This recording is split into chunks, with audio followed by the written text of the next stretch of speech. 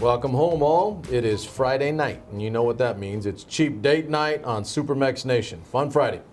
So we've been going through the summer just on the Fridays, and it's allowing me to, I think I'm beginning to lean out. I'm going to try to look in the mirror a little bit. I've lost a few pounds, spending time with my boys. I think I mentioned to you guys, so we train in the evening, and I can probably finagle some other time, but it works. I've got other things that I got to take care of over this break. Finishing up with my daughter, who's out of school now and preparing to go back east to start a new chapter in her life on the East Coast. But we're doing the Fridays, and I've been spending time with my boys as I need to, because two of them are now officially students at NYU, New York University, in the business program, which I'm pretty proud of them for. And they're going to be wrestling at NYU. Really proud of the two boys. One of them is my son's best friend. His name is Miguel, and he is a veteran of the 173rd Airborne, Italy.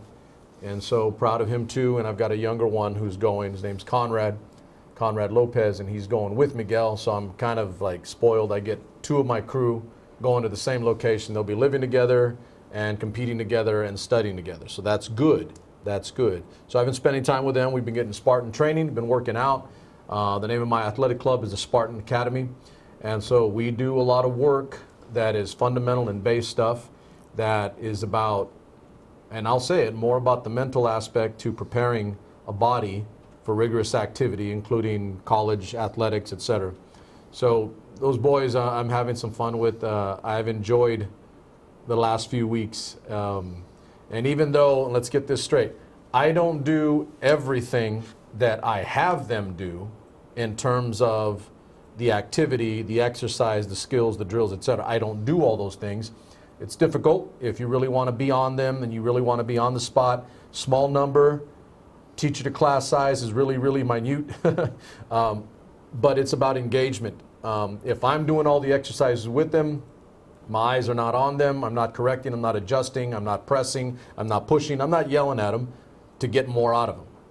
But I do enough. And so I've gotten in the habit, a good habit now that I've got time to myself a little bit, to really begin putting my body back to what it was a long time ago. See if we can do that, right? Turn back the clock 3 decades? I don't think so. But I'm in better shape than I've been in a while. I am conducting myself in my own activity, my own motion. It is a wrestling workout, but from the perspective of a combat sport workout. I do teach how to strike. I do teach how to deliver damage and power through the center, from the center out, from your core. And most combat sports have some fundamental things to them. It is about generating power. And wrestlers are really good at that, even if they don't know why. So it's a combination of military and hand-to-hand combat that I learned a long time ago and that I've learned over a lifetime, coupled with my experience as a wrestling coach for, quite a long time, 20, 30 years, whatever the hell it is now. But it has been fun. I'm having a good time with those boys. I digress a bit, but that's kind of what I've been up to and where I've been. Remember what I say, you got to live a little bit. You got to live. I see too many talking heads get on, pontificate, and talk, and they clearly have an agenda. The agenda is for you to like what they're saying and you to want to come back simply because they want to be heard or talked about. I don't do that. I think that's blatantly obvious. I tell the truth, I speak my mind freely, and I will say this before I get into the ugly portion, before I get to the good portion. I fundamentally believe that what I'm doing now and going forward is for posterity. I do think with an historic eye and mind, and it does bother me / concern me that in the future people will look back and say, where did this guy stand? Where did he not stand? Was he part of the times, or was he forward thinking in time?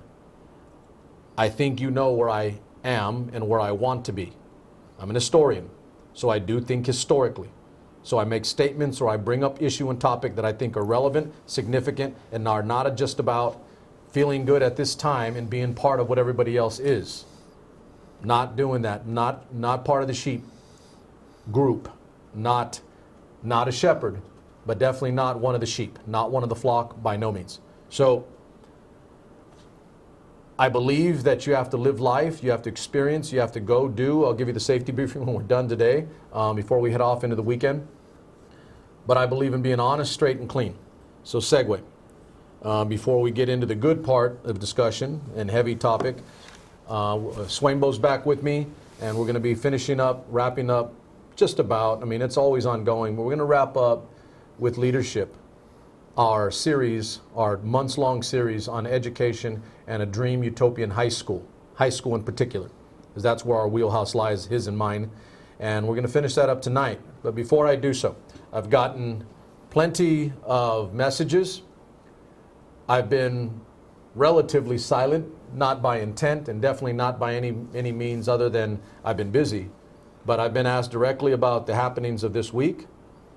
And I'm not going to not respond. I'm not a coward. I won't keep my head down just because I may lose a listener or two. I'll speak truth and tell you what I believe fundamentally, and then we move forward.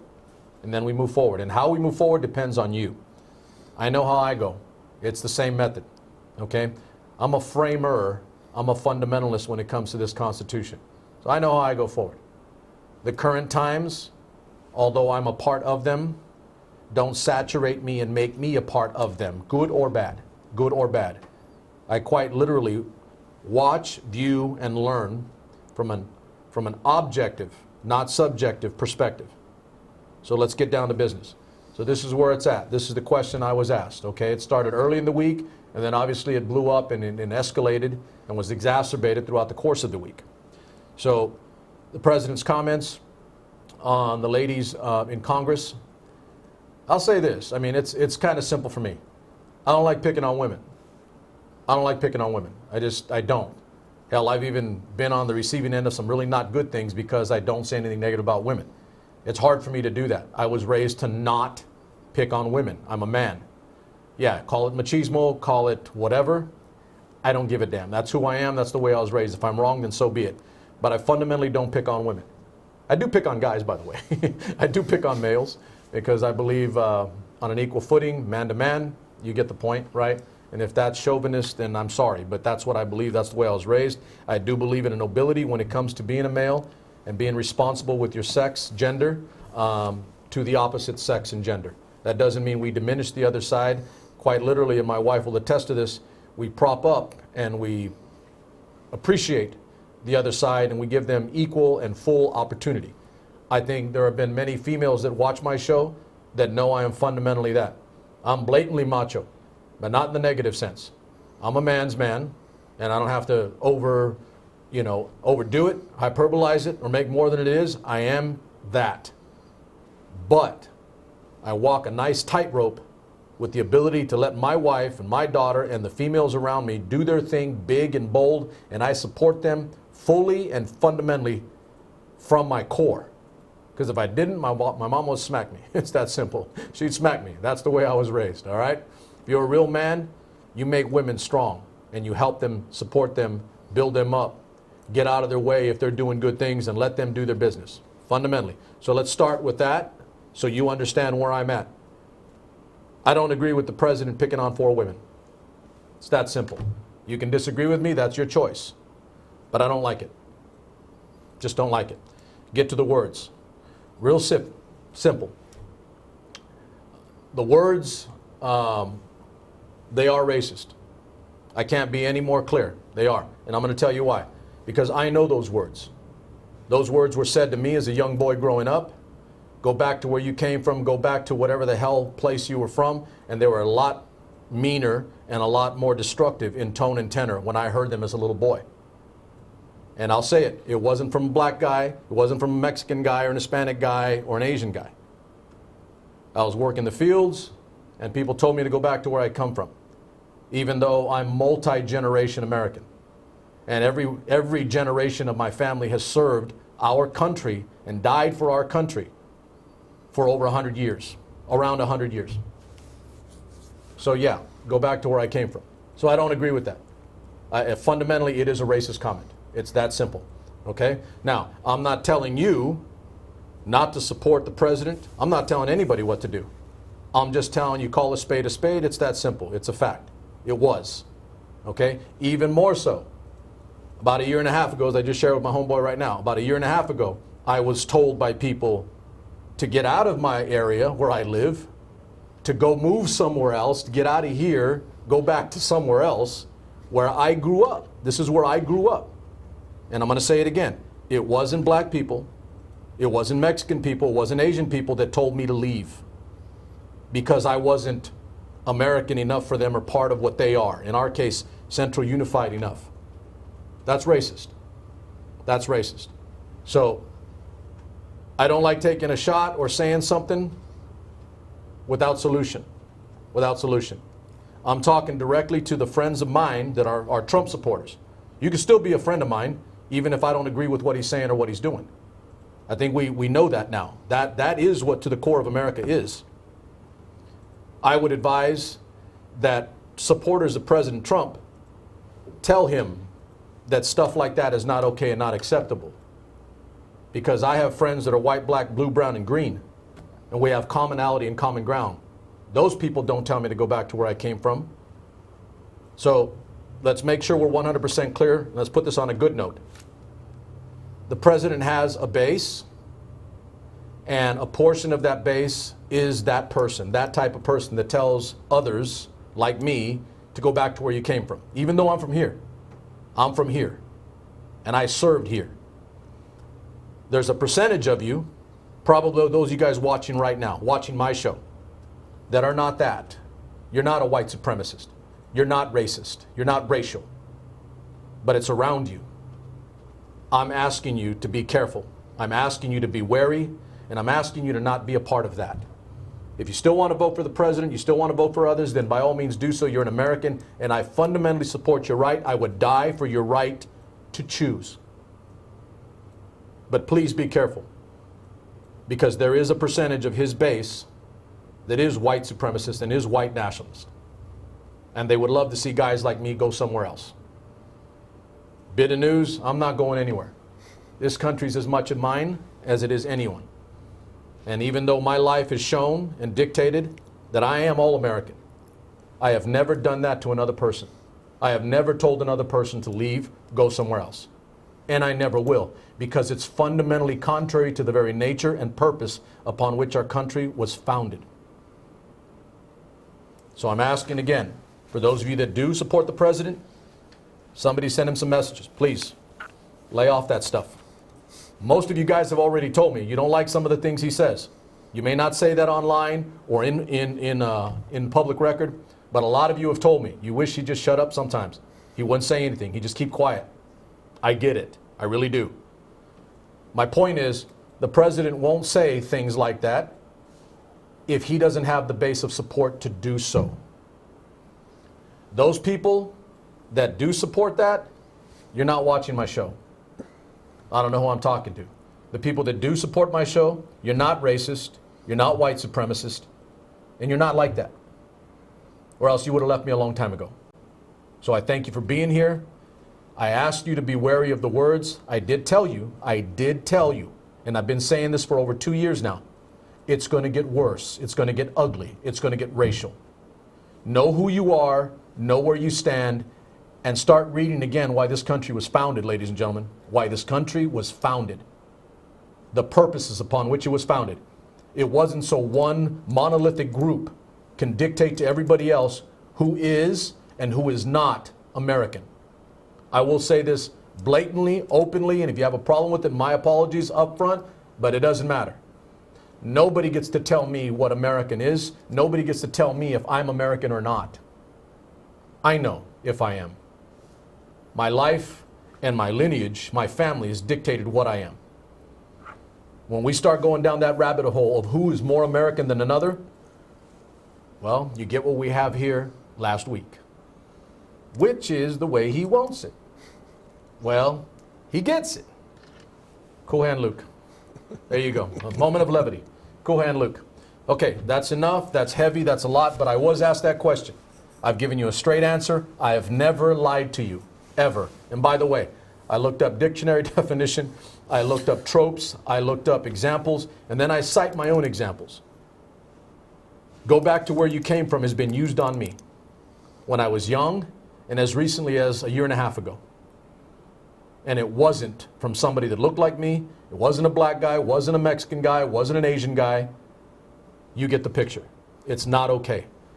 Lastly, I would never say that to any of you. I would never say that to another. It's not my place to tell another American who is and who isn't. You're born here, you grew up here, you are entitled, based on the principles of this country. Note well, nota bene, the simple fact that you are here is predicated on the fact that this country was founded on the rights to free speech. I may not like everything everybody says. I may have issue with a lot of things that people say, including racist comments. But it's not for me, over a constitution, to tell someone that they are not American because of their speech. Think about that. There's your lesson for today. Okay. That's hard, but I've never shied away from the hard topics. You guys all know that. And I'm always honest with you. I have never lied to you. And I'll still treat you the same. Okay, down to business, easy method. Swambo, we're back. We're back. Yes. And Yeah. okay, so we've got to wrap up. There's like heavy moment, right? But Yeah. You do know that I will never shy away from answering a question about a tough topic. I have never done that. Yep. If I die tomorrow, you can at least say that guy never shied away from talking a tough topic. Right. I believe in right and wrong. So here's the beauty of it. Here's the segue for you and I. It is about education. Yeah. Could you imagine if everybody were educated on the Constitution, everybody were educated on the Federalist Papers, everybody was educated on the Articles of Confederation that we had at the beginning of this country that did not work because they didn't have teeth, and then they rewrote or redid, and then Madison and others came up with the Constitution. We have that because the other didn't work. But there's so much of this history that our kids don't know that you and I have talked about. Here's the crazy thing. I'm going to give you a shout out right now. Civics. Yeah. There it is, right? Huge. No civics. None. No civics. And then we don't have these discussions about what is and what isn't racial, what is not good for the country, what is. Some fundamental principle that unifies us, that gets us all together, that makes us all one, pluribus unum, out of many, the one. That was the foundation of this country. Yeah. Civics, I believe at this, here's the scary thing, and I hate to admit this. Clearly history teachers, and I'll probably catch some hell for this later at another time, but clearly history teachers, ladies, gentlemen, you need to do a better damn job of educating our populace and our young people. Because I believe if they get their history, like I got my history, you root BS and garbage out because you know the purpose of this country. You know what is right and wrong. You know the Constitution. I do believe that if we have a better education process, we do. Maybe we need to add the civics. Well, that was yours. Well, yeah. Back when you and I were in school, we did civics. I can remember, we got into the preamble of the Constitution. We were talking about the Constitution. We started talking about the Federalist Papers. We didn't. I mean, that would be a whole year or 2 year course of study.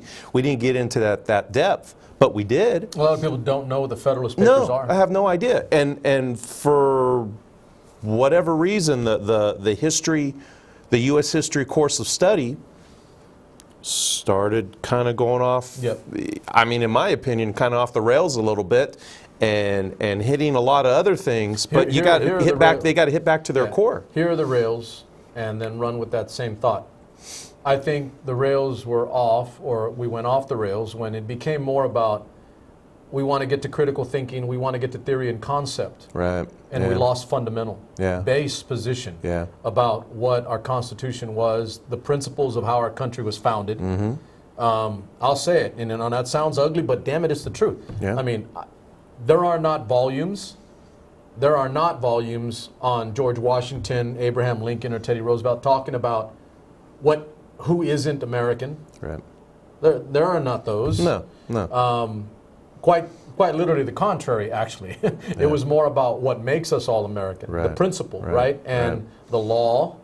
And don't get me wrong, I'm not pie in the sky here. There were problems in our past. We are a work in progress, but I've always said we are still the best country. I never bought into the line, make America great again. I'm like, what the hell is that? We are the best country, period. We are the greatest country the world has ever seen. We're not perfect by any means, and we got a lot of damn work to do. And I think the racial undertones on all ends at this point are clear to me, because I've been saying it, man. I've been saying it for a number of years now. This is going to get ugly and uglier, and it's going to get racial. Yeah. And sure enough, here we are. But I'm going to say it again, back to what you and I know, our lives, right? Education. If we get we get those rails back, and that's education. It's about knowing what we should be teaching, right? You got a kid thinking about, oh yeah, this and that, but he doesn't know this. Yeah. The simple things, like this is not American, this is not whatever. Yeah. Those things. That's where I think, at least in history, that's the rationale on how I believe we went off the rails.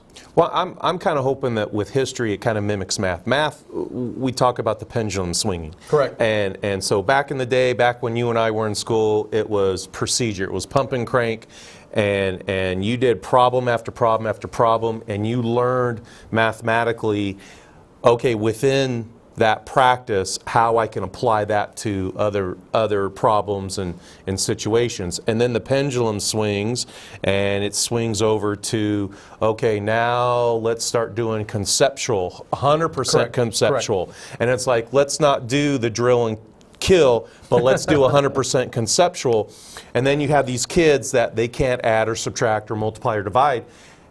And so you've kind of got this pendulum. I'm hoping with history, you kind of have that same pendulum where, okay, you've got our core, you've got our base when it comes to the Constitution and learning that and what this country was founded on, and the founding fathers and their intent and all that. And then it's going way over to, okay, let's do all this problem solving, and let's not focus on our core, but let's try to solve these problems. And so I'm hoping that it will start swinging back, but it's kind of got to be in the middle. It's with anything. Well, no, quite literally with anything. And most things that we do as Americans is we have no moderation. Right. We are hard left or hard right. Hard right, yeah. It's never, there's no in the middle. Which is stupid, because at this point, and I think we're quite literally reaping the negative benefits to that mentality, that model. And that's why you have a polarization like we've never seen before since maybe Reconstruction or slavery in the 1860s and into the late 1800s.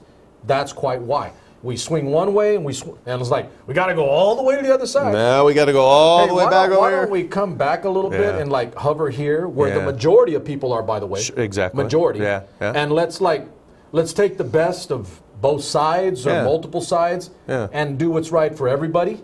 We don't do that, and that's quite literally, in education. And I'll run one with you. There may be, because I'm always. You try to find the silver lining, right? In the cloud, the dark cloud, you want to find the silver lining. So I'm looking for the silver lining. I am hoping, let me run that back. I just had a thought, an epiphany, that I can think of one young dude for sure right now that is a teacher, my former student, deliberately went back, got a degree in history and is teaching middle school history to get people to understand not just the benefits of knowing your history, but the serious consequences of not knowing your history, which is where we are right now. Serious consequences. I didn't say benefits. Serious consequences of not knowing your damn history. He's teaching. Matter of fact, little dog, if you watch, I'm going to kill him. He was at he was doing Peru, Machu Picchu, Ollantaytambo, some of the really cool UNESCO sites in Peru. Little bastard. I haven't even been there, man. I haven't even been there, but he is. So my point being is that I and I've said this. I'm really close to putting together material for a book. I want to do my first book. I'm going to put it on air so that I press myself to do it. My case for the millennial. He's a millennial. And he is aggressive and hungry to solve the problems that he says my generation and the baby boom generation didn't fix. We have major problems. Somebody's got to fix them. You guys aren't going to fix them because you've had your chance. I'm like, damn, that's good. It's good. He's right. Okay, if those problems that we're all complaining about right now are not fixed, do we really believe we're going to solve them tomorrow? We haven't been solving them. So these young guys are going out and doing those things, young guys and young gals. And he is attempting to revitalize / replenish, refurbish, whatever, any other to get kids, the next generation, to understand the gravity, the seriousness, and the scope of knowing American history from its core at the beginnings. and then the principles and the ideals of why we started the damn country. You know, and I tell people this is just as simple. Why did we rebel? Yep. It wasn't just taxation without representation. Right. It was about autocracy and the ability to not think freely because you had a dictator, Exactly. a monarch Right. that could do no wrong, did whatever he wanted. Did whatever he wanted. Did whatever he wanted, said whatever he wanted, could have people smoked, killed, whatever. Yep. That was autocracy. We rebelled specifically for those reasons. Right. Then taxation without representation, you can go on and Yeah, on. yeah, yeah. Right to free speech, I can go on and on. But we didn't have that. That's why this country exists, because we rebelled against that mentality. And I'm sitting here like, man, 243 years, are we regressing? Where the hell are we going? You know? Yeah. So that's like, but anyway, this young guy, he is out there pumping and trying That's hard great. too. That's so good. that's my Yeah. thing. And Yeah. listen, we're talking about education, right? Yeah. We're going to get to the meat of our matter, but I do believe an educated and informed populace, and that's, I'm cheating, ladies and gentlemen, by the way. I'm cheating because I'm quite literally lifting the mentality, the thought, and the intent from the framers of the Constitution. They wholeheartedly believed that an informed and knowledgeable electorate yields good results and a great country. Agreed. But it is on us to educate and to know. Yeah. I think I've said this one on air during or after the Constitutional Convention and after the frame of the document was constructed in Philadelphia. Benjamin Franklin's walking out, and a lady, because they knew what they were doing in there. They knew that they Yeah. were building their government because the Articles of Confederation did not work Right. for the period of time from 1770, when we rebelled, 1776, up into 1788, when we're finishing up a constitution. The Articles of Confederation did not work, so they had to come back to the table. I mean, they screwed it up the first time. Yeah. And not in a bad way. They were doing Yeah. it for the first time. They're Right. the first ones ever to do this, right? In a Yeah. good way. Yeah. So it didn't work, and they came back. There's a novel concept. Do something, it didn't work. Acknowledge it, own it, then create something better. Yeah.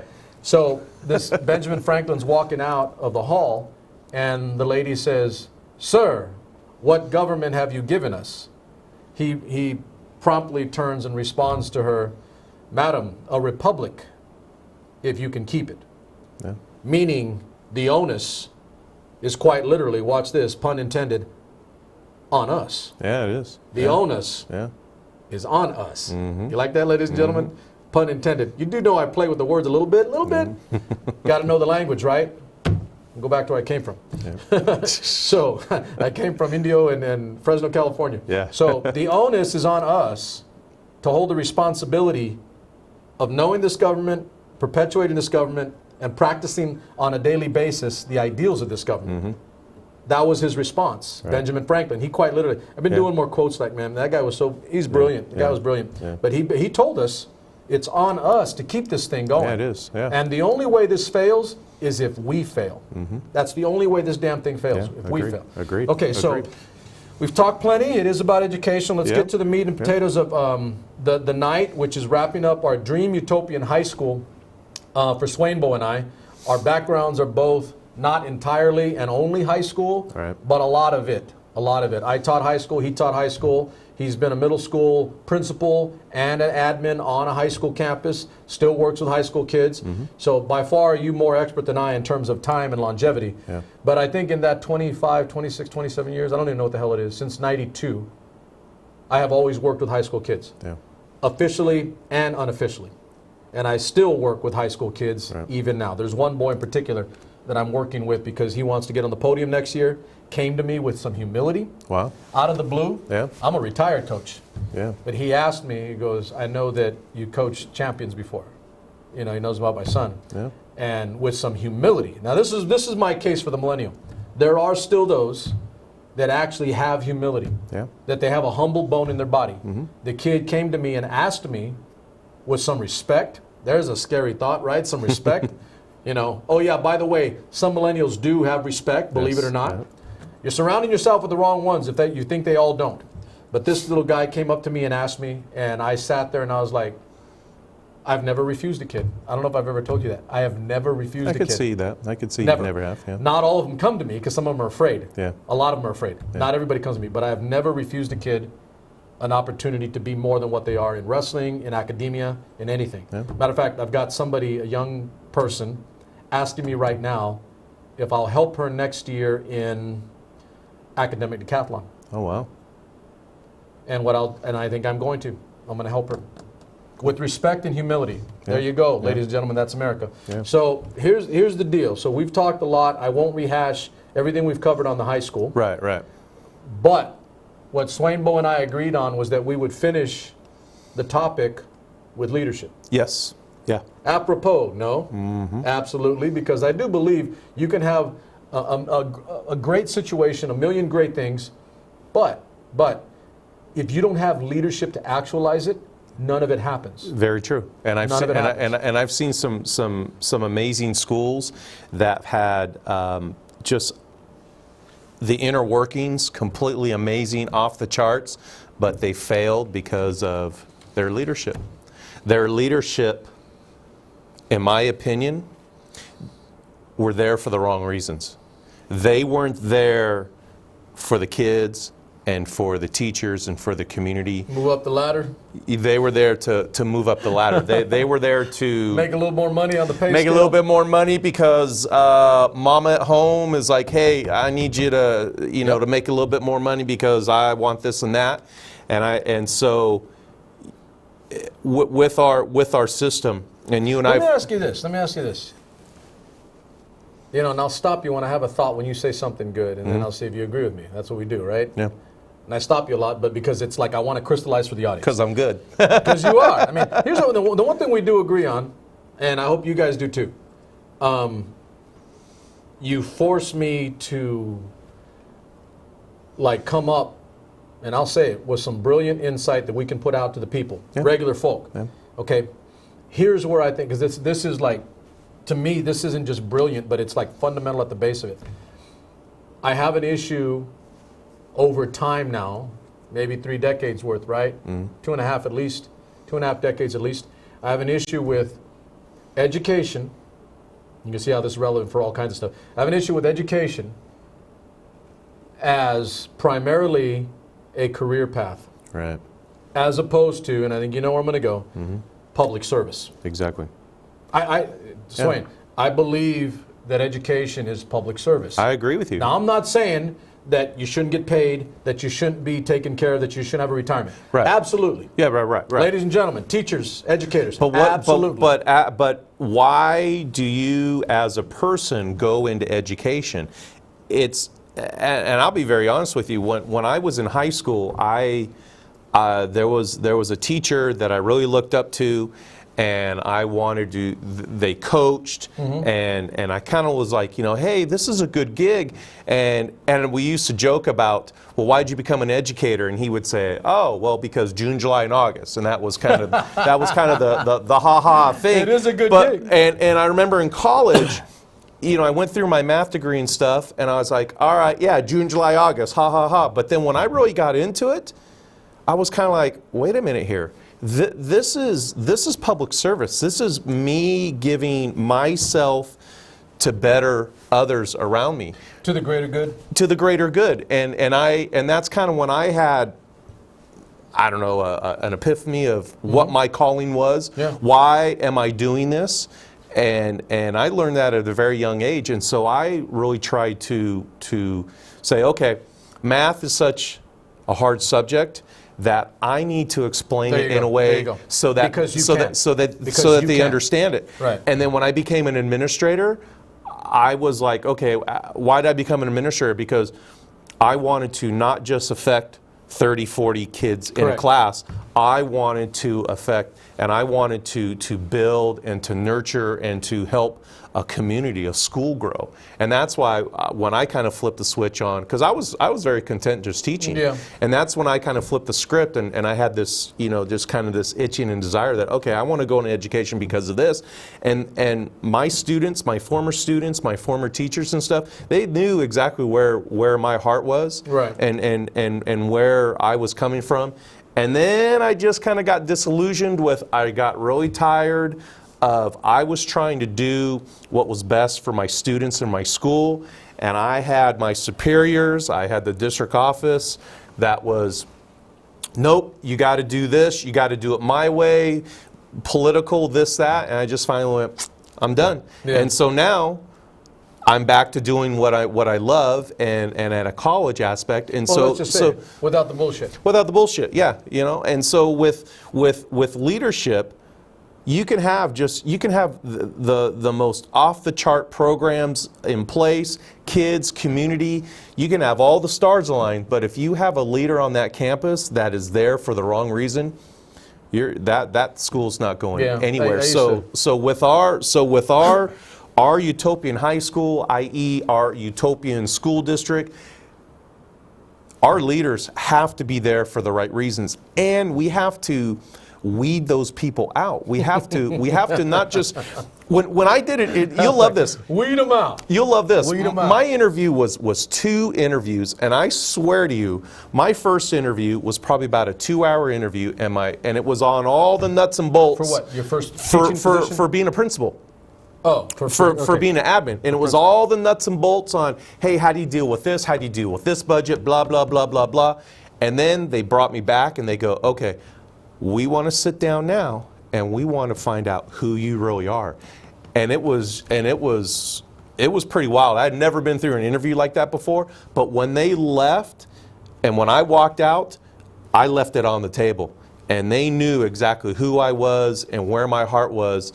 And I truly feel that that's how we should be interviewing our administrators. Oh, man. Listen, I and I had never been through anything like that before. And when I was administrator and I was interviewing people, I had the kind of nuts and bolts questions, but I had those questions as to, all right, I want to know who you are. I want to see how you would react in this scenario, and I really looked at the heart of people.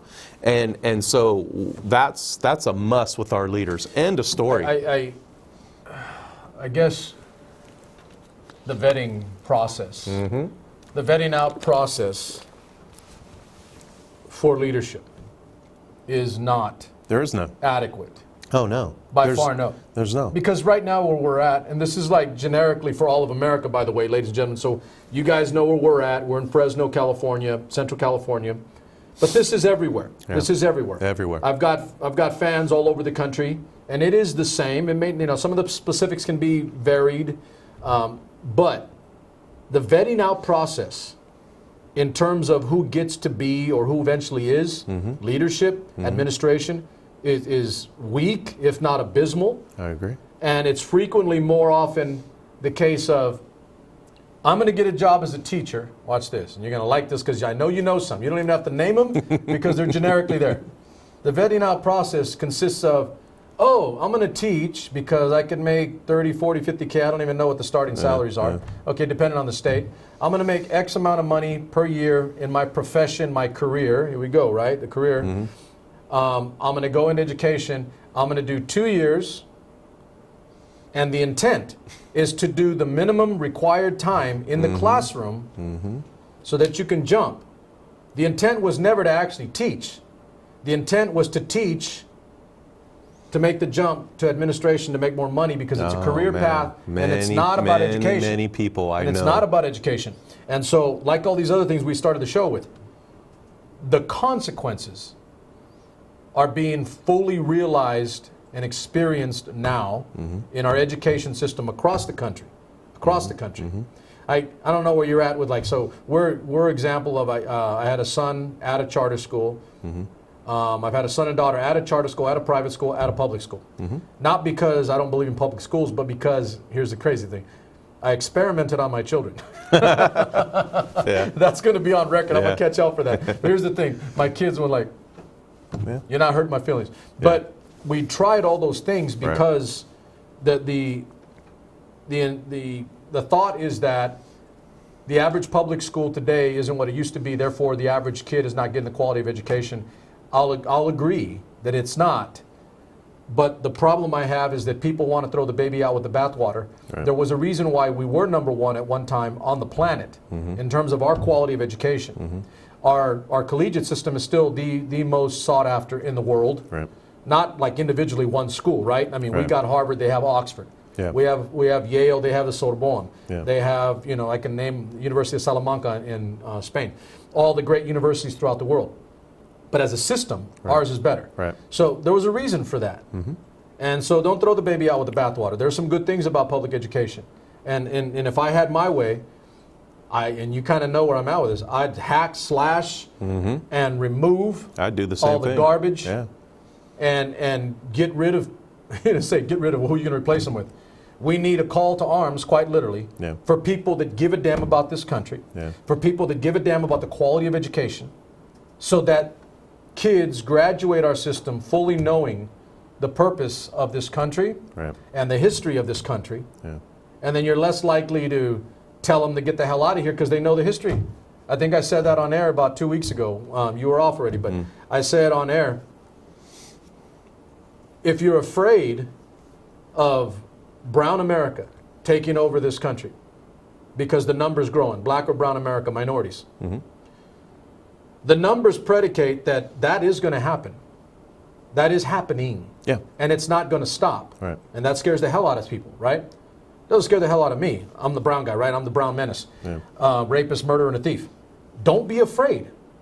Invest and spend energy on guys like me that fully believe in the process of this Constitution and this country. I've lived it. I live it. So if we did that for education, and everybody does that, then you don't have the racial tension. You don't have that other garbage. You have knowledgeable, well-informed, well-intentioned electorates.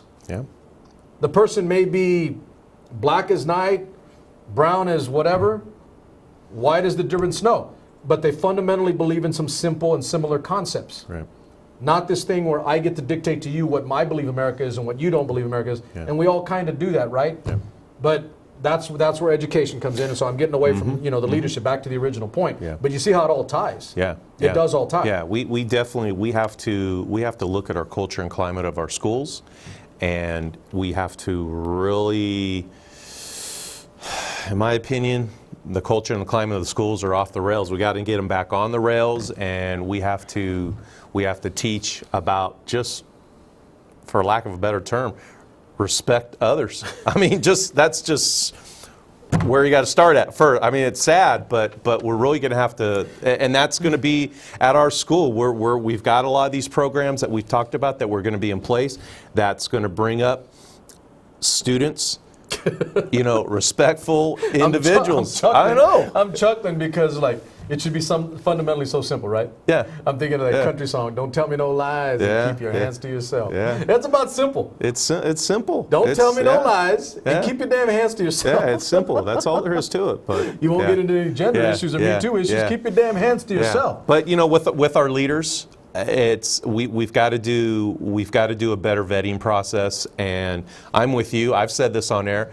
I would, if I got into a superintendent role, whatever, I would slash the hell out of that district office, and I would bring in initially some outside companies. You're going to run the business, you're going to run the finances, you're going to run the human resources. Stay in your lanes. And we're going to focus on our people within the classroom first, and then we'll build from there. But yeah. I'm going to add for you, because so you're talking about structure and methodology, which is my bread and butter. Okay. Structure, process, methodology, right? And I love to hear administrators talk about, I'm about structure and system. I'm like, shut up. It's like I want to smack them, right? They're like, advocate for violence. I just want to smack them. Like, get the hell out of here. You're saying the words, but they're not doing it. But you don't mean it. All right? It's not what you say, it's what you're doing, homeboy. Yeah, I agree. So here's the critter. When I see that, in terms of administrators talking about those things, saying they're going to do those things, and the reality is they don't actually do them. It is scary to think that it's hard to remove them, hard to get rid of them, because in addition to, and this is where I'm going with it, what you were saying is like, get rid of this, get rid of that. That's not necessary. That's not essential to the core of what we're supposed to be doing, which is educating the child. I also think that not enough people talk about this, but it has to be done. We actually have to make a play. If you and I, let's say we co-superintendent some arbitrary school district, our dream high school. One high school, that's the district. That's the district. All right? So we handle different aspects of the part. But putting people in positions with good process, good vetting process, right? Get somebody that you really feel is here for students.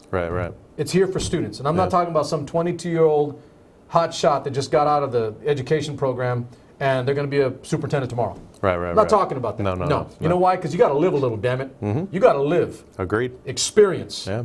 It's not just age, it's experience. You got to earn your stripes. Imagine that. Yeah, See, there's my military fund right there. The guy's trying to get on my good side. Already there, homeboy. Yeah, You got in the good zone. So here's the thing, and this is how I'm building it up. In addition to getting those people, good and adequate, into their positions, stay in your lane, do your job. Don't worry about it. We have a rule in my house, and it's a leadership rule. If I'm not worried about it, you're not worried about it. Yeah. That means do your job, Right. let me do mine. Yeah. Okay, and so obviously I'm the dad, the kids or whatever, and I've told them, if I'm not worried about it, they come stressed out, oh, Dad, what about this thing? I look and I was like, if I'm not worried about it, and Richard will tell you, like, okay, I'm not worried about it, and then he moves on. Yeah. But here's where it goes. If we can get to that and we get good people that actually give a damn about education, not their career path first, not their money first, Right. not how much they're going to make in retirement, how much they're going to do all this other stuff, quick they're right? going to move up. Okay, or, that should be taken care of, by the way, by good leadership. Yeah. Those things should be taken care of. I mean, that's like a military thing for me. I never questioned my health benefits or this, and this. I knew it was taken care of. Right. So it allowed me to do what? Focus on the job. Focus on the job. Yeah. They told me, don't worry about promotion. You'll get it when you deserve it. Right. So I kind of did. I want to be promoted fast, like everybody, right? But I looked at it and I said to myself, this is where we're really losing the boat, and I think this is pervasive, permeating, and hurting education, is that the people that get into these positions, superintendent, assistant superintendents, principals, GIAs, all of them, your GIAs in our Counselors, district, all that vice stuff, principals, yeah. all of them. They're concerned with building their network and building their influence within the system. They're building their resume. And by the very nature of it, that is not conducive to quality education or quality leadership. It's hurting our schools. It's hurting our schools. It's hurting our kids. That's something that no one talks about. No. It's not in a textbook. No. It's not in a manual you get when you get interviewed. No. Nobody's talking about that. No. But that subversively, and I'll say it, not selflessly, but selfishly, is quite literally the rationale for why people go off the rails in administration. Right. Because they're concerned with, oh yeah, I got to hook this guy up because he's going to take care of me later. Yeah. Wink, wink. Yeah. I won't look at you when you're doing that. Right. And I didn't see nothing. Well, it's a pendulum thing. It's just with education in period. It's a pendulum, Back in the day when we were in school and before us, these teachers, they would teach 30, 40, 50 years. They were mothers, they were fathers to their kids. They were experienced. I mean, I can remember, countless teacher after teacher after teacher that I had, that I knew that they were there for me. They were there to make me a better person. And then our pendulum, we started swinging in education to where then we got more and more people coming into education because, hey, I want to have all this time off, or hey, I want to teach a couple years and I want to become an administrator and I want to make the fast cash, or I want to move up to this, or I want to become an administrator, or I want to become a superintendent, so that then I could go and I can lecture to these big groups, and I can be a speaker, and I can make make thousands and thousands of dollars. I tell you right now, there's somebody that comes to mind. Hey, listen, you're on a roll tonight because you got me chuckling, man. Yeah. You got me chuckling. I mean, there's somebody specifically. There's a couple of people that have come to mind. Okay, their whole purpose of, I want to become the district officer or superintendent so I could go on the lecture tour. Are you kidding me right now? I just sit there and I'm like... I'm chuckling because I'm laughing about the people you're thinking of. Because I'm thinking of some of them too. Yeah. And they're there. But again, that's the subtext that isn't in the textbook. No. Okay? It's not even in the fine print. But you can vet those people out, though, with a pretty good vetting process. If these people are in your system for a while and they're working their way up, and as a leader you get to see them as a teacher, and let's say I'm a principal of a school, and I mean, I could sit there and my teachers, I knew on my campus, I knew my teachers, I knew the ones that were there for kids. Yeah. I knew ones that were there to move up. I mean, when you're working with people, know the difference. you know the difference. You know the and difference. so that's what I'm But talking about, again, the vetting process. You're right. Yeah. Okay. And sometimes the vetting process is watching someone work over time. Over time, exactly. Over time. Because it's hard to mask and peddle the BS. Yeah. Over years. Right, you see what I right. mean? Yeah. Instead of just like somebody gonna look good, sound good by extension. Ooh, they must be really good. Yeah. Right? They sound good, look good, and you know what I'm talking about. You were out of school. It was about a lot of good-looking, cute little young female teachers, and that's not a joke. That's legit. That's the truth. You know, and they sounded good, looked good, and then the thought was they all must be good. When the reality is not so. Okay, it's not that. Over time, you get to vet out because their true stripes, right back at you.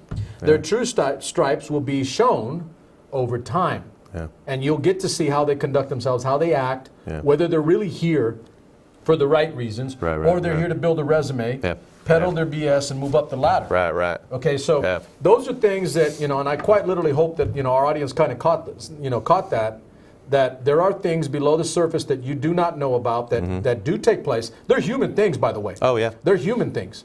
They're not in a textbook or in a teaching credential program. No. Okay, but that stuff does happen. Right.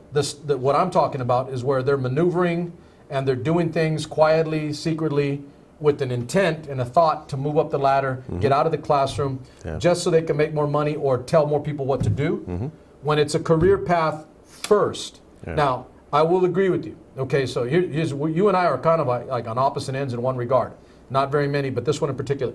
You got into education, you taught for a while, and you saw that you wanted to affect more people. You wanted to affect more teachers, more administrators, help young teachers be on a good campus and actualize their ability to teach, right or wrong. I wanted to change a culture and climate of not just 30 or 40 kids in a classroom. Correct. I wanted to change a culture and climate of like 1,500, 2,000 kids. I wanted to. That was kind of the rationale, my rationale for wanting to. I did think about that for a second. I did think about that. I'm like, okay, so I get this many students in a day. Okay, I've got 6 courses. This is when I was at Parlier. I got 6 courses, 20 to 30 kids. Okay, so I'm looking at 100-something kids. Yeah. And I'm going to say it. I felt good about what I was doing. And I was reinforced and actualized at the end of the first year, and we got our standardized test back. Right. And we had the highest one-year gain in the history of that school district at the high school, ever. And I said to myself, you know, and this is just private. There was no cocky. It was just me by myself, like, damn, I'm good at this. Yeah. I really like this. Yeah. You know, when you love something, I loved it. I liked what I did. And I said, I'm going to do even more next year. And I did. Yeah. My thought was, because I got asked by the second year if I would think about moving into administration. And I won't use the person's name because I haven't seen him in a long time, and I don't use names if I don't have permission. But I said to that person, I'm still learning. I'm still teaching. Yeah. And, well, you'd be a great leader. Yeah. I said, I'm not going to be cocky or arrogant. Yes, I would be. I was trained to lead people. I was trained. That was my background. That was my life. But part of my training explicitly said that I must know my people to lead my people. Agreed. Let me reiterate and reinforce for the audience. I must know my people to really lead my people. And I want you to understand with some gravity and some heft and some weight that to be a truly great leader, you must know, understand fundamentally your people, whoever those people are. You got to know them. You got to be them. You got to want to do everything for them, so much so that you're willing to give yourself for those people. Yes, I said that. Yep. Now, I'm not telling you all there to go sacrifice your life for somebody. I'm not saying that, okay? But in the world that I grew up in, the world that I was trained in, it was about that. Yeah. I know my squad. When I was finishing my last year, if it had gotten worse after the first Persian Gulf War and we had to go do again, I would give myself for my crew because they would do it for me. Yeah. They would do it for me. Right. So, you know, let's run that back to education. It's still about that. And I know you can't make that relevant to the same degree as, say, like, I was in the Army. There's a Persian Gulf War, and I got to give my sacrifice, to my kids. Yeah, but you can as an administrator, you can leave it out on the table every day. You try anyway. You try. I know for me, there was a lot of times that politically, I gave myself, You fell on the sword? I fell on the sword, so yeah, I didn't, I wasn't You do realize that the pen yeah. is mightier than stuff. Yeah, that's true. But yeah, you got to fall on the sword. But you got to fall on the sword, and you've got to. I can remember several times. There's things in my file that letters of however you want to say them, because are they still in your file? Probably. Yeah, baby. Yeah. Hey, listen, I'd wear those. That's my badge of honor. Right there. You go. That's right. Those are my medals right there. We should make you one. Have like a little education thing. Yeah. Here's my badge of honor. Yeah, I got exactly. popped. I got busted by my administration for telling my administration to go to hell because it was the wrong thing to do for my kids. Mm-hmm. That's education. Yep. In which case, that's why you're on the show with me, because we talk about those types of things. But it is about falling on the sword. Yep. It is about putting yourself on the tracks as the train's coming. Exactly. I know you've done that. Yep. And I won't hyperbolize it. I won't over-glorify it. I won't be more. But I know you did that. I know you've done that. And I know you did it on multiple times. Yep. It's quite literally why you're no longer in those situations. You took the discretion being the better part of valor, right? You moved out. Options. Yeah. I feel that damn strongly, and I know you understand why. I feel that strongly about self-sacrifice for education. Right. I do. I do. And I'm not saying, hey, look, I'm a good person because I teach and I work with our kids and I work hard. Yeah. I get that. Yeah. I get that. But I'm talking about fundamentally changing the core of the things that are around you that are wrong, that you know are wrong, but you see them and you're like, okay, I'm a good teacher. I'm going to do good things, but I'm going to stay over here and I'm not going to touch that because I can get in trouble. All right. Maybe that's why I left teaching. Okay, because let me run that back. So I did get asked if I would go into administration. My answer was a simple one because the very nature of leadership is to know your people and know the job.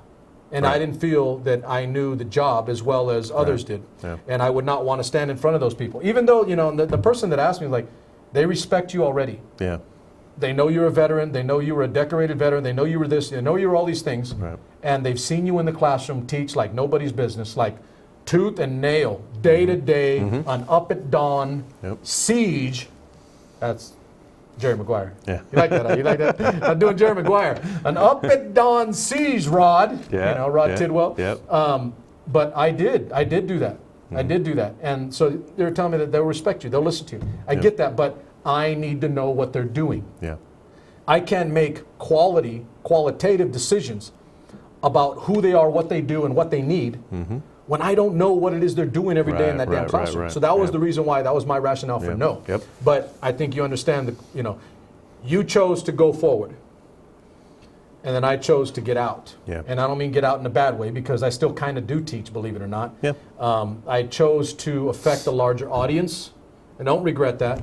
I do miss teaching. Yeah. I'll say that. I do miss, I miss the light bulbs and the epiphanies and the moments where you just sit there and everything crystallizes and they fundamentally get everything like, wow. Yeah. Because I did have that at Parlier. And like I said, to this day, I still have students that are now fully vested in the process of education and killing it, man. I mean, they're just absolutely like smacking that, tearing it up as educators.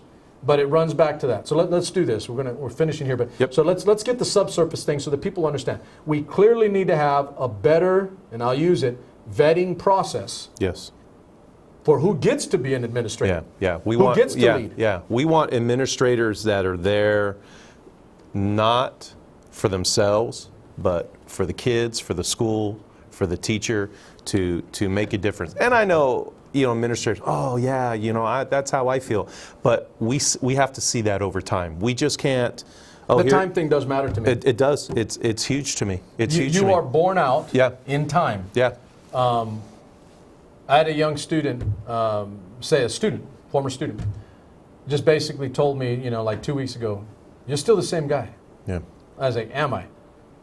Bad? And I was like, I'm going to knock you. I was like, you're still that guy too, right? Yeah. He said I used to scare him, the students. I used to scare them. They thought I was some I was going to have flashbacks or war flashbacks. PTSD. Yeah, I know, man. Yeah. I looked at him, you know, Yeah. not a laughing matter, right? Yeah, but yeah. I mean, they were kind of afraid of Yeah. me. They were young guys, and in that particular school, it mattered Yeah. because they're young, tough Mexican dudes, Oh, yeah? young minority Yeah, yeah, dudes, yeah. and they're hard. They're hard Yeah. little dudes. Yep. But he said, he goes, you're still the same guy. And I said, is that good or bad? And he goes, no, mister. He called me mister. Still calls me mister. Yeah. This guy's in his 30s. With respect, still calls me mister. Yeah. Doesn't call me by my first name. Yeah. Didn't even call me Mr. Martinez. He goes, mister. Yeah. Because that's a sign of respect for them. He goes, Mm-hmm. you're still the same guy, mister. I mean, Yeah. I know that you still care like that Yeah. about us knowing, learning. Yeah. Because he watched the show about 2 weeks ago. Oh, good. Yeah. And he goes, he just like throwing. And I'm gonna do a little get together in a few weeks. I'm gonna get former students, Mm-hmm. former wrestlers, former fighters, all my guys, and we're gonna watch a fight and have a little bit of a time. Yeah. Good. I'll invite you to that if you want. Yeah. But so he brought that up and he goes, you're still the same. And I was Yeah. like, we have to fundamentally move that Yeah. in terms of the leadership. The leadership Yeah, has to be I agree. that. I So agree. I said no, you kept going. Yeah. But my point is that we clearly saw right and wrong, and you make a right decision. Yeah. You don't make a decision based on what's best for you. You make a decision based on what's best for everybody. I agree. In this case, education and students. So Yep. the other thing was the sub thing. I'm going to say it because I know a lot of you guys are thinking, do you know or can you think of an administrator, a principal, an assistant superintendent, a vice principal, or whatever, that you know are in the position and they're using the position to build their own resume.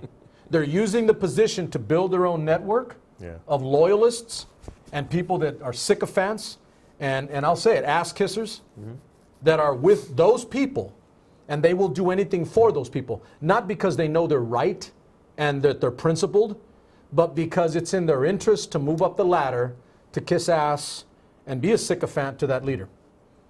If we got rid of that in education is that much better Oh, yeah. yesterday. Oh, agreed. So, Agreed. So there you go. there's an education for you. Okay, Yep. so let's get down to some funny business, some good business. All right, so we'll see if you guys can figure it out as we're going through it. All right, but I was just in a mood this week with all the hoorah and the garbage, and I'm sitting here like doing the kumbaya thing, right? Yeah. And I always said, music brings people together. Yeah, it does. Music Yeah. brings people together. Yes, it does. And so I told a guy the other day, and that was kind of what I told you a little bit earlier, right before we started. I was like, I'm going to get, my white nationalist homies, my white supremacist homeboys, and I'm going to stick them in a room, and I'm going to psychologically warfare them, and I'm going to make them listen to Barry White and With Teddy Pendergrass. with some good music, yeah. Listen to good music Yeah, all day. yeah. And they may not like it. They probably won't like it because Yeah. of the singers, but it's just damn good. Yeah, I And, agree. and good music has always united this damn country. It always brings people together. It has. It It always has. brings Even people at the very together. beginnings Yeah. of our country, we had our like national songs that we Yeah. were like developing out of our subcultures, by the way. Yeah. From other countries, different languages. That was at the beginning of this country. Yeah. Okay. So now we're kind of all these other things too. I don't believe in bad music. I really don't. No. Even if it's not for me, my cup of tea. But you do know I have a wide range of interests in terms of the music, and from a strictly intellectual perspective, I quite literally listen to everything to understand the process to how that person got there. Right. And that's kind of sounding goony and geeky, but I'm a little that too. Yep. Okay, so All right. Swainbo's got 5. Yep, I got 5 here. I've got my 5. And we're going to see. I might have cheated. We'll figure it out. Okay. So we're going to go our 5, and we'll see if you guys can figure it out as we're going. And as he and I are chuckling, maybe Yeah. even dancing, busting a move on a Friday night because my wife left me. Look. People like, what the hell did he just say? My wife and daughter are on their way to a weekend. She's got some work to do, but she's taking my daughter. So I'm solo and home alone with my cats, All right. my little kitties. So here we go. Here we go. First one was what? All right. You don't need a speaker, do you? Can you hear that, KP? Well, here we go. Here we go. First one from Chloe. All right. You don't need a speaker. There you go.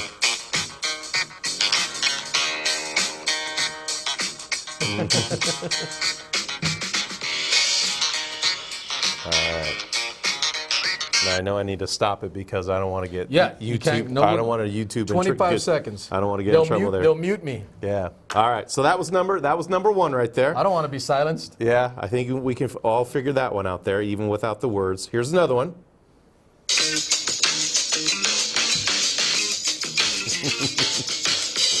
There we go. Remade by NWA.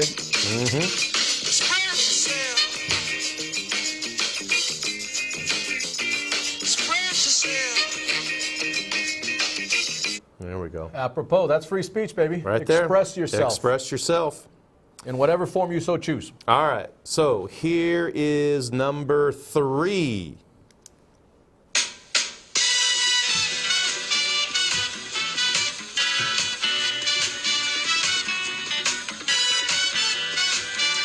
I'm watching the clock. Hush not, child, and don't cry. Your folks might understand you by and by. All right. Okay. 3. So that was number 3. Now, this one, number 4, very popular in a movie. Okay. But it was an actual song.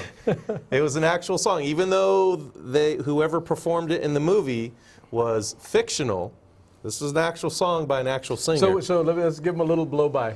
So should we say that, let's give them a hint to the movie. Can't make it too impossible. Remember, I got a wide-ranging audience. I got I got Barbara who only listens. Well, they're going to hear this, and they're going to know probably what movie. I've got Barbara who only listens to 50s, and I'm trying to bring her out of her shell. Okay. I'm trying to bring you out of your shell, Barbara. She only listens to like 50s, early 60s. Okay. And then I've got everything in between, right up to current young people listening to current music. Yeah. So the movie, we won't give you the name of the movie, but let's just say it was like the staple and probably the blueprint for all, like, I don't want to say college, but definitely college. Yeah. College, crazy. Fraternity. Yeah. You know, because like, you know, you got genres of movies, right? Yeah. You got the romance flick, you got the chick flick, you got this. But this one was like the beginnings of these comedies. Yeah. That were about loud, slobbish, crazy, whacked out groups of guys. Yes. This is like this is the progenitor. Yep. Quite literally. This is it. All right, go ahead. All right, here we go. Okay, so we'll get going in just a second.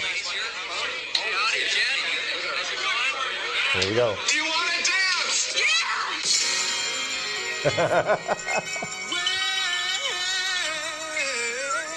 Yeah. You know you make me wanna kick my heels up and throw my hands up and throw my hands back and come on now, so good to see you real. That's a good find because a lot of people don't know that. I've had people play that or do that song, redo that song, don't even know where it came from. Okay. Yep. So Good call. Good call on that one. And then here is the last one for all the ladies out there. Hey, it is cheap date night. I've heard people say too much of anything is not good for you, baby. Yeah. But I don't know about that. You can just talk. Times we've loved and we've shared love and made love. It doesn't seem to me like it's enough.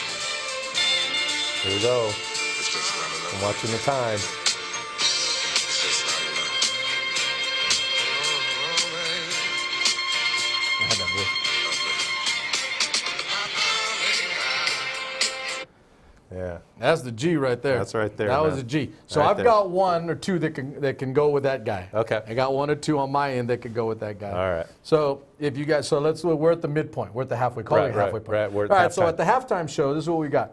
So you haven't figured out. So it's you know, some. The exact words were, I told Swambo, 70s R&B / soul. Okay, / soul. And that's a wide encompassing field, Yes. by the way. It can Yeah. be a lot of Oh, it can different be things. yeah. I mean, because you can include funk in that group. You can include dance music. You can include disco. Yes. Straight old school love songs. I mean, there's a whole bunch. There's but all kinds. It was like R&B, and soul. And sometimes I do this with Swainbo so that we can see where each other is at. We don't always, like, there are some things that we do have in common, but it's, ladies and gentlemen, this is quite literally what we started at the top of the show. Ugly subject, but make it right. Okay? He's a little lighter skinned than myself, but we have some damn common interests that are all American interests, by the way. That I will lay up on you. That I will lay up on you. We didn't grow up in the exact same place, in the exact same way, to the exact same people, look in the exact same way, but we have common interest. All right, and it's this country. And it's damn good music. And it's principle and rationale and it's education and a whole bunch of other things. But that's how this country gets its ass in gear. You heard what I said. That's how this country gets its ass in gear. There's your halftime show. All right. And it was cheap. Yeah. So cheap. It was cost free. You, it cost you nothing. zero. Cost you nothing. Rant cheap. All right, here are my 5. All right, here we go. Here are my 5. And this is the G money right here.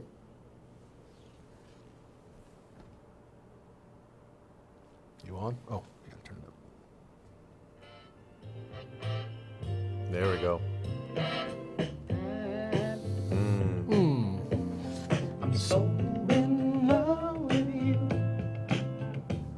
Whatever you want to do is all right with me. Yeah. Gentlemen, Yep. gentlemen in the audience, not to pontificate, but if you really want to get to your woman, sing that song. Sing that song to your woman. And if your woman doesn't move, you singing that to her? I don't know.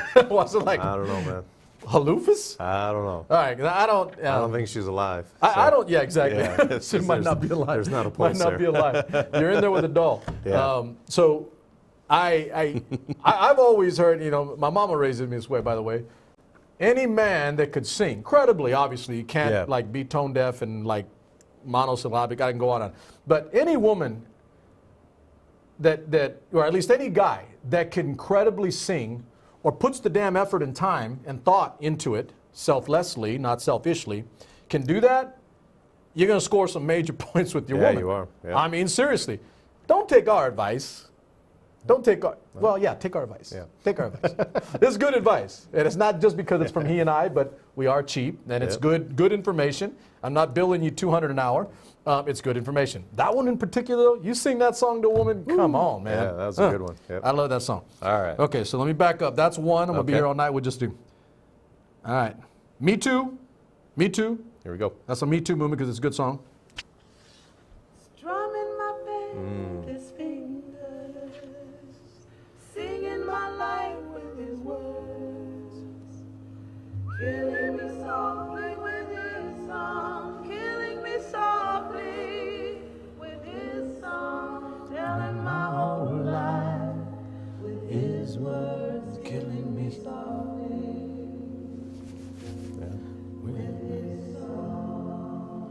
Yeah. KP, watch this. Dun, dun, dun, dun. You know what I'm doing is the Fugees. Okay, so the Fugees remade this with Lauryn Hill in the 90s. Right, yeah. And so some of you younger, some of my younger crowd may know that, Killing Right. Me Softly. Yeah. Because the Fugees remade this song by this artist. And it was a damn good hit too anyway, by Yeah, the it way. was, yeah. That was a great song. Yeah. You had to know it because you were a principal or in admin in the 90s. Yep. Great music, great music. Yep, yep. A lot of remakes here, by Oh, the yeah, way. yep. A lot of these songs have been remade or sampled on for other songs. A lot of these songs. Yeah. A lot of good 70s R&B soul songs were lifted and used in the 80s and 90s by hip-hop and rap artists. Very true. And you know what? Whether you like hip-hop or rap or not is irrelevant. What is relevant is that these songs became relevant again. That I do dig Agreed. on because it brings it back into the main and so that other people can appreciate, including younger people. Yep. All right, that's 2. Okay, that's 2.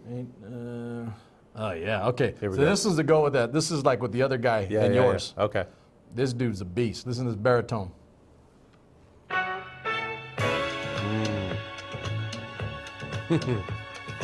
I want to dance. Who wants to dance? Ladies. My wife's leaving me for the weekend. I got no one to dance to. Careful. Yeah, no, get a toe. Careful.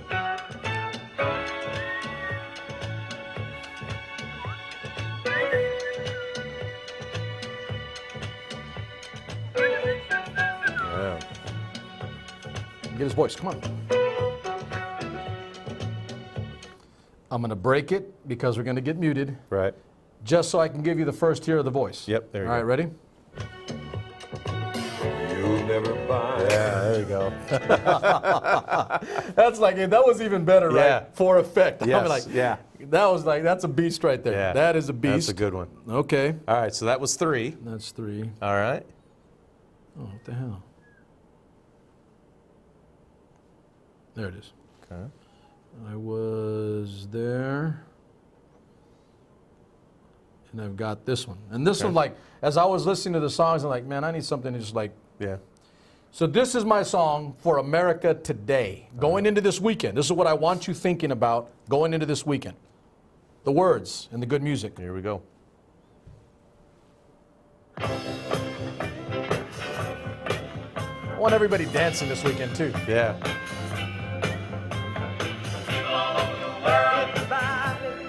There we go. There we go.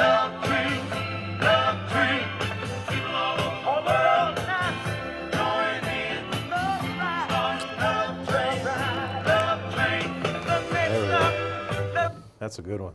All right. SuperMex Nation. If not all over the world, get your ass on the love train this weekend. Get on the love train. People all over the world. Get on the love train. It's a hell of a lot better than the hate train. Yeah, that's way for sure. better. Way better. All right. So I'm almost.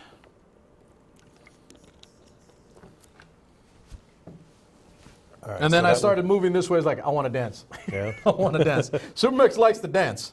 Got that from my pop. Man loved to dance to anything, literally anything. Here we go.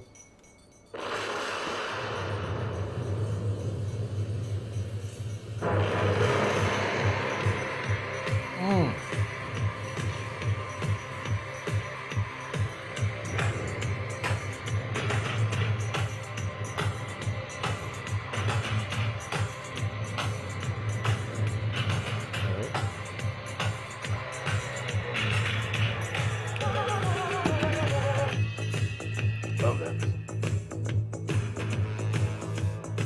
Enough. Okay, I'm going to stop again And then to you break. Yep. See if I do like the Lou Rawls thing. They're like, you will never. That was perfect. Yeah, that was good. Right there. we go. That little Yep. hit, that hook right there. Yep.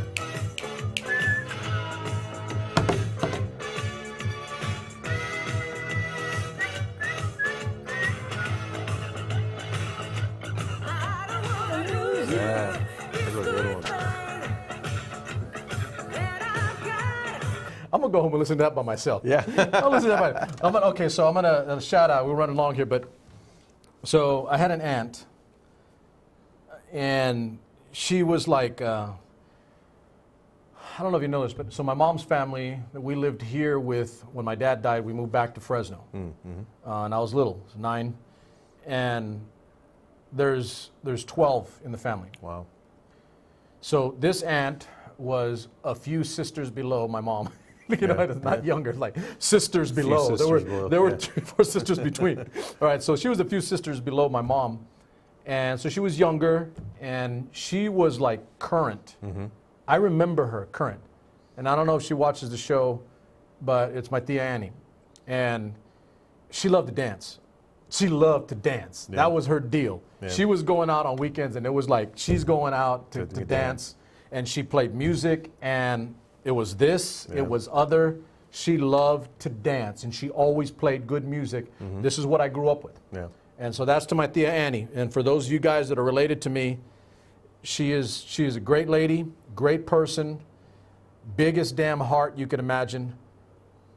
And I don't know if it's still the same, you know, she's older, but Yeah. she loved to have fun. She lived life, my Tia Annie. She lived life, loved to dance.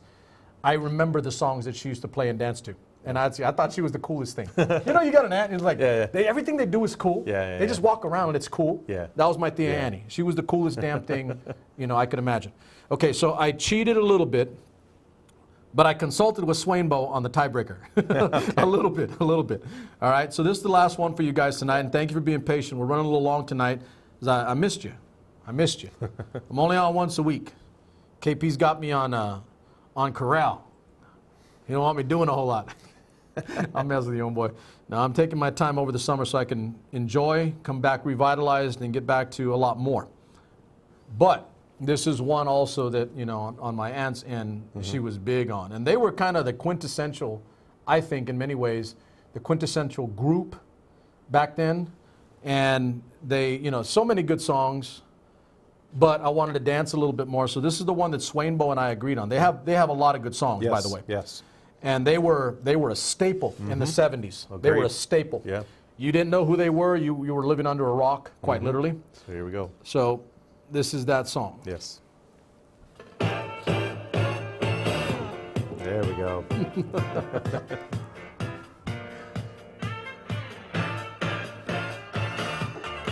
We should have dressed accordingly. Yeah. You know, big collar. I don't know if I look good in white. Nah. There we go.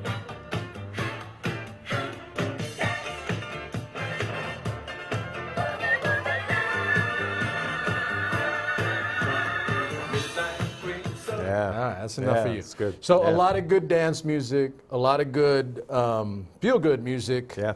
a lot of good of just what, and I'm going to say it again, what America is. 70s R&B and soul. It might not be your cup of tea explicitly, but that's what makes us all what we are. It's just all these other things that we do. The intellectual result of our thought and our work, in whatever form it is, in this case music, R&B and soul out of the 70s. I just grew up wanting to dance to that, move to that. And, you know, obviously a lot of great vocals too, by the way. It's not like they were just like monolithically one thing. But, you know, there was a lot of arena rock going on at the time, 70s, the very nature of it, arena rock. And, you know, this didn't get lost. This was an entire subculture. Right. Disco, the disco era was out of this. And disco was, you know, for me, it was everybody. Yeah. You know, I saw everybody wanted to dance. Yeah. That's the other thing, music and dance, right? Yeah. Music and dance. So anyway, I hope you guys enjoyed. Yes. Let me give you real quick the last, I didn't do this last week's. So last week was for Frankie D. For those of you guys that stayed, I appreciate it. But last week was for Frankie D. It was, Frank DeLebo's like, he's a super fan. He's probably not too happy with me because I've been critical of the president and others. So, you know, he's not around as much, but I still welcome you home, homeboy. Still got love for you. Still want you back. But these are the songs that I picked out for Frank DeLebo. He's in Missouri. He's an expatriate Californian. He lives in Missouri now. But these were the songs, Frankie D. First one was the Star Spangled Banner by Jimi Hendrix. Okay. That's like a quintessential like guitar move. Yeah. He played the Star Spangled Banner with his guitar. That's because you have skill. You can do that. Yep. LaGrange by ZZ Top. Okay. Yes. Crazy Train by Ozzy. All right. And I'm going to get to the bonus question. I think this young guy got on, and he started getting them all. Yeah. But I want to see if he got the bonus question. Black Magic Woman by Santana. Still one of the greatest Yes. guitarists on the planet. Still doing it right. Yep. Black Magic Woman. The Thrill Is Gone, B.B. King. Okay. Beast. Johnny B. Good, Chuck Berry. We're talking about some early, you know, gold standard guitar. Yep. Eruption by Van Halen. Wow. Yeah. That was like too much, right? What is it? And he's putting on notes. Texas Flood by Stevie Ray Vaughan. Now, Stevie Ray has a lot of good songs, but this is one of my favorites. Texas Flood. Great. Oh, man, that solo's... His whole... you can't even say solo. It's like his whole song is like just good guitar. Yeah. Walk This Way by Aerosmith. Okay. Before the Run DMC with them. And here's the thing. Okay, so I threw in as a bonus, No More Tears by Ozzy Osbourne. Now, No More Tears was not early Ozzy. It was later Ozzy. No, it was later. Okay, Ozzy. Yep. late 80s, 90s, 91, Somewhere something there, like that. yeah. Okay, that's when he retooled himself. He lost a load of weight, got down, and he did that one album, No More Tears. This was the title track off it. Yeah. And that midsection guitar solo by Zakk Wylde, Yeah. just insane. I mean, I can Yeah. listen to that all day. So that was the bonus question, ladies and gentlemen. Yep. If you got that, I think it's Randy Rhoads. Ozzy has had like the blue chip standard for guitarists. Yeah. Now, the band is always going to be Ozzy. All right, it's Ozzy Osbourne. He is it. But whoever played guitar for him was probably like the baddest guitarist on the planet. And he has had 3 or 4 absolutely incredible maestros on the 6th string. So that was the bonus question, bonus round. Ozzy Osbourne twice. That one. But 2 separate guitarists, because he has incredible guitars. Yeah. That one, No More Tears, the midsection by Zakk Wylde. If I played, I'd want to play like that. Totally different sounding Ozzy than what he was before. Clearly. Completely different. Exactly. He reinvented himself. Exactly. Yeah. And to Yeah. good effect. Yeah. Because Yeah. he reintroduced himself to an entirely new generation of young rockers. Yeah. And I'll say me. It wasn't like I Yeah. was super young, but I was like, Yeah. wow. And that Zakk Wylde is a beast. Zakk Wylde's a beast, man. Beast. I don't want to tell you what he's Yeah. doing now. I won't tell you what he's doing now. Yeah. You get in trouble. Yeah. So those are the songs from last week. You have your new set going into next week. Let's see who can get them. Go Yep. replay them, do them. And 2 totally different genres, but these are all me. Yeah. This is SuperMex Nation. I'm all of the above. When you get the multiple choice question, go down to E, I am all of the above. All of the above. All of the above. Yep. There's your answer for everything. Yep. Okay, so you know the safety briefing. Make sure you go out, you enjoy life, you live, Yes. you do your thing. Be safe. But be careful. And you know what? We're there. Some respect and a shout out to Yes. a gentleman that lost his life. Good dude. He was a good dude. He was. He was a really good dude. Guy's name is Kelly Porterfield. He was the assistant superintendent in Central Unified School District. He died in a motorcycle accident this past week. And apropos, yes, there's synchronicity here. I say every weekend when we go off on the Fridays, don't just be careful, but be mindful of other. Be mindful of others. Kelly died in a motorcycle accident that, wasn't his fault. Right. Wasn't his fault. But somebody else hit him. Somebody else hit him. And I don't know all the particulars, and it doesn't matter. The man lost his life. He's a good family man. I disagreed with him on a few things in terms of the school system in the district. But I will say this to his credit. Of all the assistant superintendents and the superintendents that we've had, he's the only one that actually met with me. He actually had the sack to meet with me. You heard me say that. Yep, true. He met with me. He listened to me. We didn't agree with each other on everything. But he took the time and the effort to sit down and listen to me. And I know he was a damn good family man. He was. He was well loved by his family, by the people around him. He always had a smile on his face. He always had that damn backpack on. Stuff like that. He was Styrofoam cup full of whatever. Soda. He whatever. was, listen, he was a good person. He was a He good was person. He was a I think good dude. 51 Good dude. years old. Yeah, too young. That's our age, man. Yeah. I mean, so Yep. I'm going to say it again. Shout out and love to Kelly. Yeah. Wherever you are, homeboy, I got you.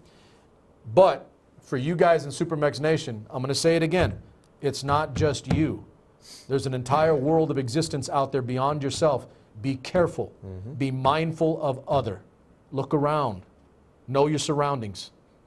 Be careful, because I don't want to hear about this coming in somebody else I know, after this weekend is done. So, again, safety briefing, be careful. Number love for you. Comment freely on the Facebook page. We'll be back next Friday, finishing up the summer. It'll be the last weekend in summer. Is next week the last weekend? Something like close, that. yeah. We're close to the end of summer, but enjoy your time, enjoy your life. Number love for you. I'll be posting through the weekend. That's it for this weekend. SuperMex and Swainbo are out. Thank you very much.